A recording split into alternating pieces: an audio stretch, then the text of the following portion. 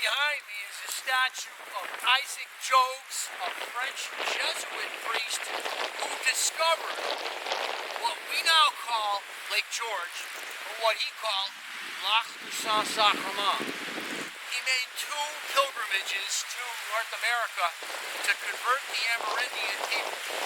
Well, I guess the mistake he made was he tried to convert the Iroquois. If you notice this right hand, you'll see that he's in fact mutilated. Because in his first foray here, he was captured by a Mohawk tribe who systematically, after making him run the gauntlet, bit the thumb and forefinger off of his right hand. Those are special fingers if you're a Catholic priest, because in order to administer the Eucharist, you have to hold the Eucharist properly. This disfigurement that he suffered was such that he would be unable to give Mass as a proper priest should. He literally petitioned the Pope when he returned to France, and after years of petition, the Pope finally granted that he be allowed to serve as a priest again with this special permission to hold the host in a different way. And the first thing he did when he was restored to the priesthood was return to North America and come back to the people who he loved, the native people, to bring to them the Word of God. Well, not that far to our north. In fact, if you swing that camera around and we take a look, up above Tongue Mountain here, off to our northwest a little bit, there's a little bit of a bay south of Westport, New York. And there, Jogues was captured by the Mohawk again. And on an island in that bay, he was martyred by these Amerindians. Many, and there's a long story that goes with this, but many Jesuit and Recollect priests suffered the same fate as Jogues, and yet today we give them quite a lot of credit for opening up connections with the Amerindian people and, of course, exploring North America long ago. Isaac Jogues.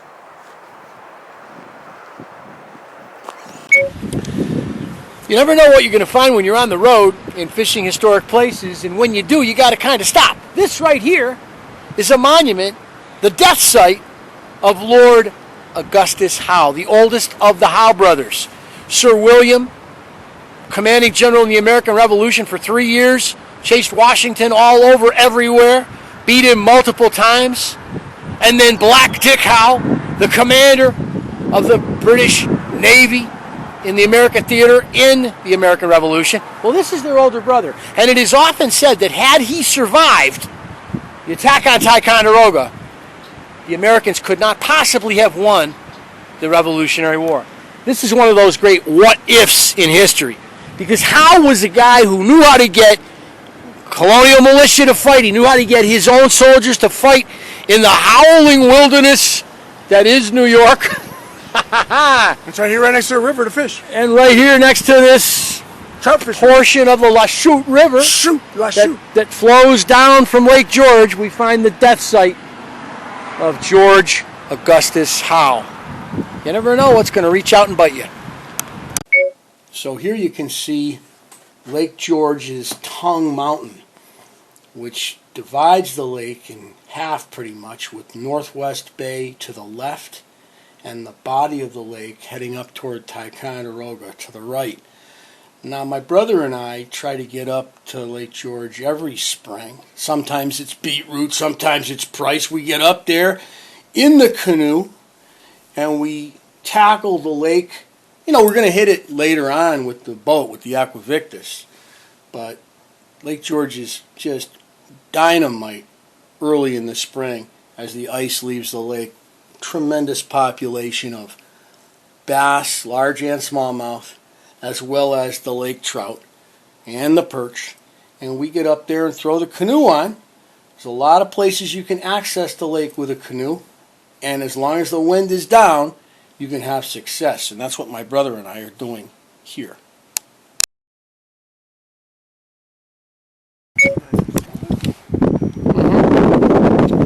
Beauty. So we're fighting the wind here on Lake George. We came up from where we were. Watch this now, be careful. This is a real bad squall. We're in a canoe on Lake George in mid-April. It's a little tricky. If you're not confident, you gotta let that wind push you when that wind comes, and then kind of correct easily. Don't go jerking around in this kind of pure vertical.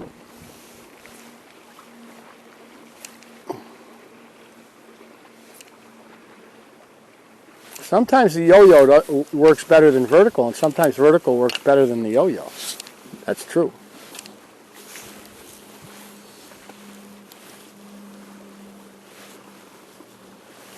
Make it sound like I know what I'm doing. Oh, I just missed one.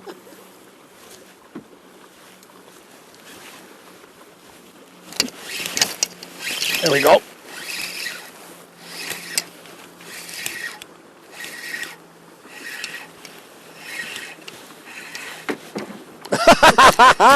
You're on the boat. Oh, look at what he's on. Look at what he's on. He's on the fly. Hello, baby.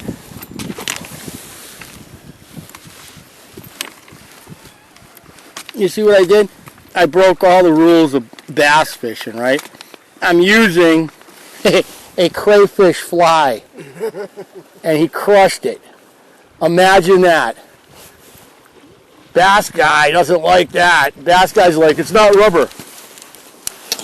Doesn't have to be rubber, bass guy. Years ago, they were using hair jigs.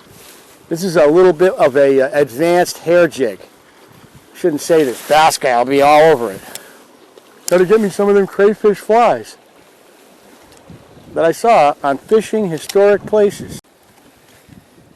So we're getting blown all over the place. We can't fish vertically like we want, but we're starting to catch them. I just caught 3 in a row on the jerkbait.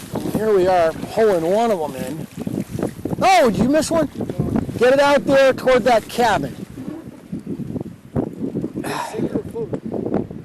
Mine is it's exactly like that kind. It's not exactly like that, but it's like it does the same darn thing. So there we are. Jerkbait bass. You just have to reel it down like 5 reel counts, and then just kind of jerk it. There we go. Hello.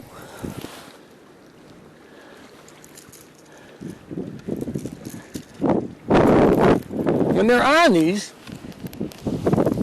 it's like you can't lose. You can throw anything out there and they're going to hit them. When they're on the jerkbait.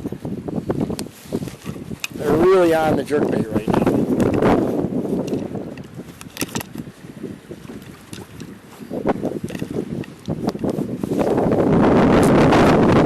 Okay.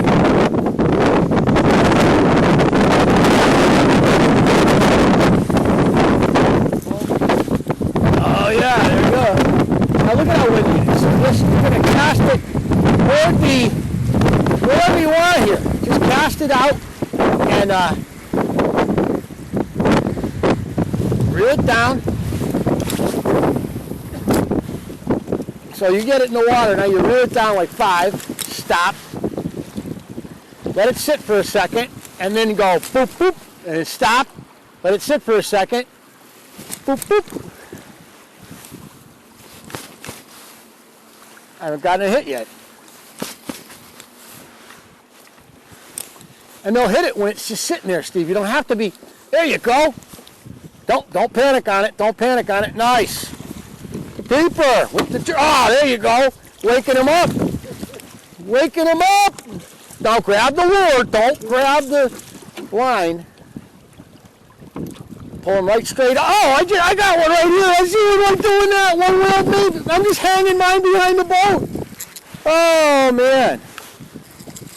Oh yeah. Look at this. This is stupid, peep. Look at this. Double. Hang on. Double. Double. double on the jerk, Peep. Double jerk. 2 jerks. We're going to double jerk here. That's funny. See how easy it is? It's just you get the feel of this. It's the easiest kind of fishing. You can catch unfathomable numbers of bass when they're hitting the jerkbait. And you just, a lot of times, just sit it. Move it and just sit it. It's just sitting there, and when you jerk, they're on. A lot of times, they will not hit if it's moving. They want it sitting. Dumb.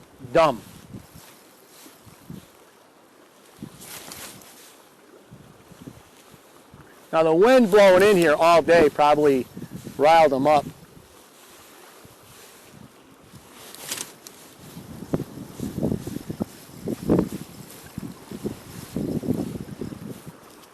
And I'll tell you what, if there's bass hitting here, there's probably a school of smelt. And like you were saying, we're doing this because you said to do it. I wouldn't even have done it. I would have run back across and we wouldn't have caught these fish. But you were like, why don't we target Lakers? Well, that's the point. If these bass are hitting these jerkbaits like they are here, it's probably because there's smelt. And if there's smelt, there's going to be Lakers. No joke.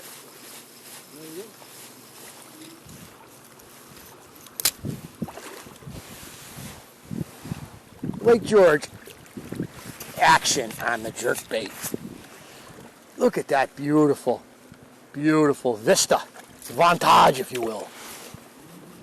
I like to refer to it as a vantage. A vantage.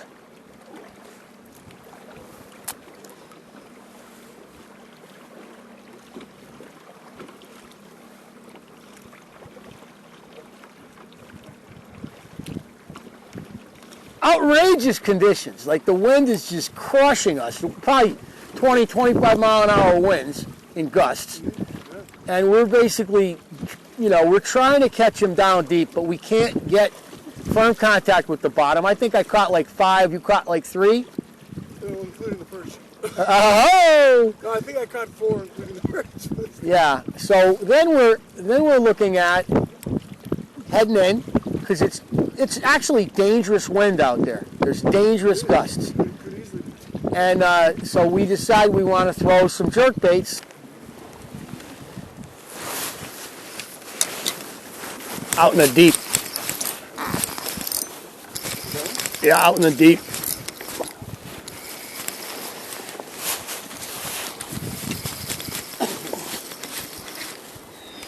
This boy was out hunting in the deep water.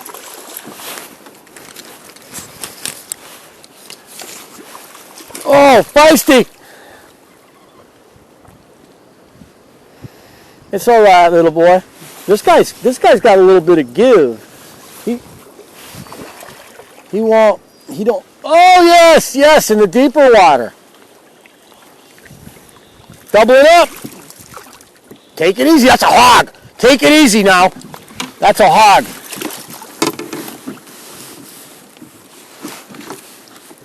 Steve, that's a 4-pound smallmouth.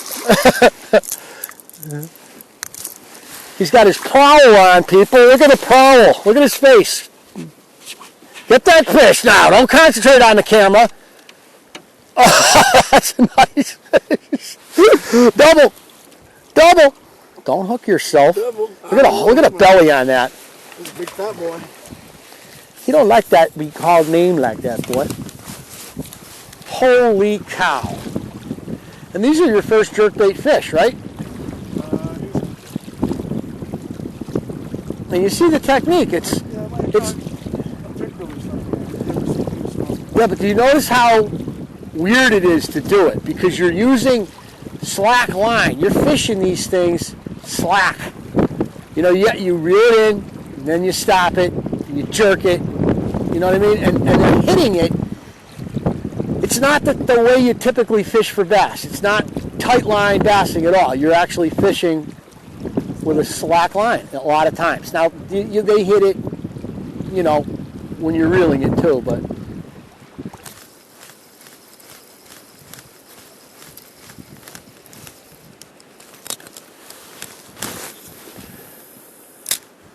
Another one. You have figured this thing out, haven't you?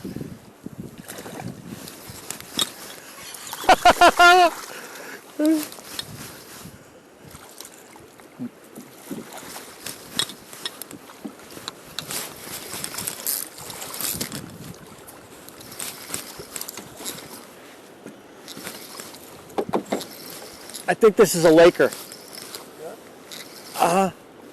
Yeah, I think so. It's a very heavy fish. Whatever it is, it's very heavy. Yeah.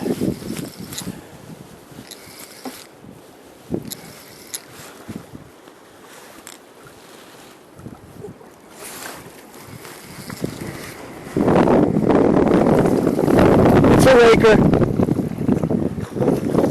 You're gonna need the net. You're gonna need that net. Yeah, and you don't just let him one swipe. We got a time. We don't have any. He's out in the deep water. He's trying to roll in it.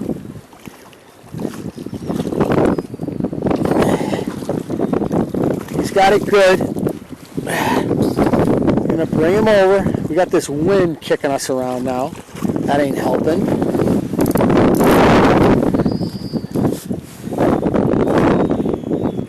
Let me swing the boat here. He's trying to roll in it, you see? Wait, let him come. Let him come. Now that he's here, wait a minute, let him come. We're not worried about it. Oh, my fault. My fault. Okay, here he comes. Now let him get right up next to you. I'm going to lift his head. Yeah. Lake trout. Oh, he's a hog. That's a lake trout. Now they are ridiculous. Hold that, please. They are a slimy son of a gun.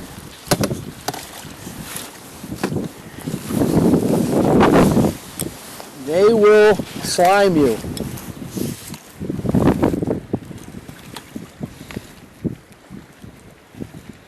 Okay. You think you are going to slime me, do you? Well, you are not. I knew it was a Laker because I could feel the weight of them. What do you think? Do you make 2 pounds? I don't know. This is easily the same size as some of the bluefish we got. Yeah.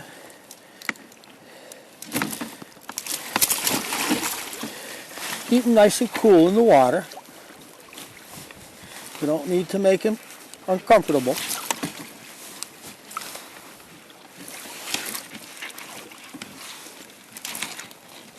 They are so strong. There he is, he's off. All right, now, what I'm going to do, I'm going to have you take a picture of him. Hang on. Oh, he hooked himself again.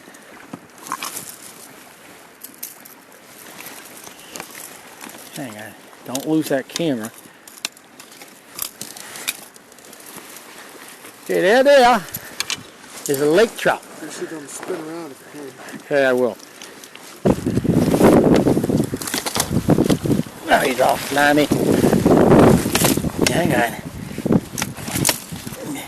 The thing about these things is they gulp air. And he ain't gonna croak. Hang on.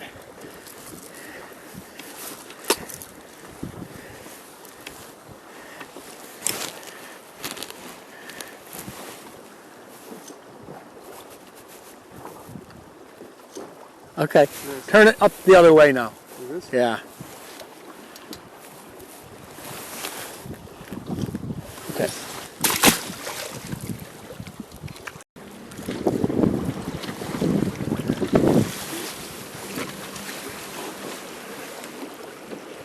Okay. This is hot. This churned water is hot. This could be really good. They're back there. Oh, we just don't want to tip over. Well, we're looking at some serious as the sun begins to go down behind the Adirondacks to our west. Wow! You gotta ask yourself, your days when most guys don't go fishing, is this one of those days we should have stayed home? Answer, absolutely not! We caught some decent fish today. You got your PB smallmouth. Turn around. PB smallmouth. And I got a nice laker, and we both got probably, how many smallmouths do you think we got today? It's 10 apiece. Yeah, 10, 12 a piece, I would think. Plus I caught that big humongous perch. Massive perch action. Can you even beat that? Here at Hewlett's Landing in New York, we're in a canoe on Lake George. That's right, a canoe. Because we are not afeared.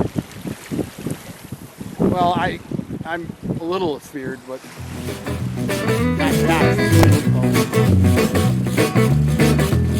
I wonder if we should. I'm Stan Civic, and this is another Be Careful video. Hooks are sharp. Don't get stuck. Beetroot has had an unbelievable weekend so far, but he's paying with a little pain.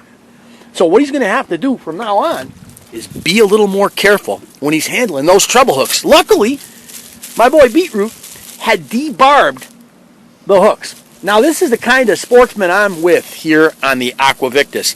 The kind of person that'll lay a debarb down even though it might mean he will not proceed to pull the number of fish out that he might otherwise. But it's important to have a medical kit. Always have a medical kit. Forks, spoons, and a napkin. You never know. Be careful.